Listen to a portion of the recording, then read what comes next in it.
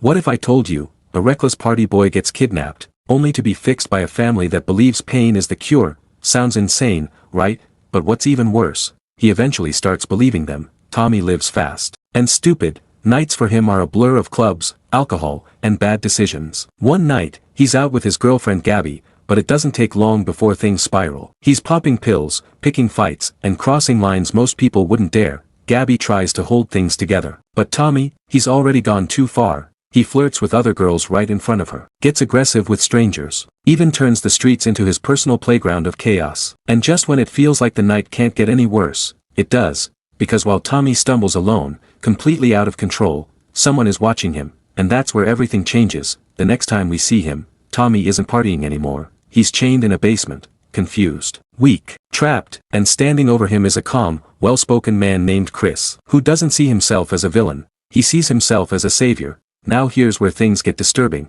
Chris isn't some random psycho. He's a family man, a husband, a father. His house is clean, quiet, almost perfect, but beneath that perfect surface is something deeply wrong, because Chris believes people like Tommy don't belong in society. They need to be corrected, and he's more than willing to do it himself. At first, Tommy fights back. He insults them, threatens them, refuses to cooperate, but Chris doesn't rush. Instead, he starts breaking him down. Slowly, no freedom, no comfort, no escape, only lessons. Tommy is forced to watch videos of his own past, his violence, his recklessness, the damage he caused. At first, he laughs it off, but Chris doesn't stop there, because for him, this isn't punishment, it's treatment. Days turn into weeks, and something strange starts to happen. Tommy begins to change. He apologizes, he listens, he even starts following rules. But don't get it twisted. This isn't redemption, this is conditioning, and the scariest part, it's working. Meanwhile, there's someone else in the house, Rena. She's just a cleaner. Or at least, that's what she thought.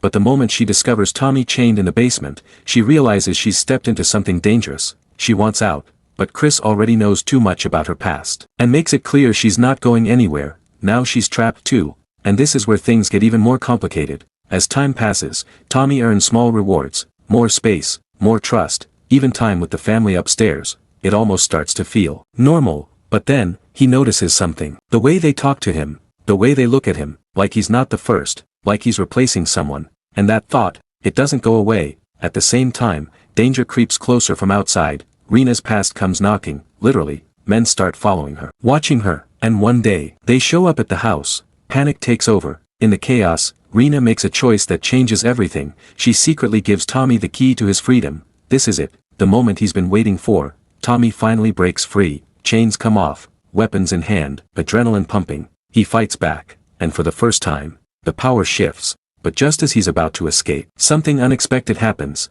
Chris doesn't beg, he doesn't panic, he just watches, like he's seen this before. And then, Catherine, Chris's wife, steps in, calm, emotional, and she calls Tommy by the wrong name, Charlie. That's when it hits him. He was never special, he was never being saved, he was just the next version, the next experiment, the next replacement. Tommy runs, he escapes, he survives, but freedom isn't what he expected, because outside, everything is still broken. His girlfriend is worse than ever, his life is still empty, and the world he returns to hasn't changed at all. And then comes the final twist, the one you don't see coming. Instead of moving on, instead of running away, Tommy makes a choice that will haunt you. He goes back, not alone, but with Gabby, unconscious, helpless, delivered straight to the very people who broke him, because somewhere along the way, Tommy stopped being the victim, and became part of the system. And just like that, the cycle begins again.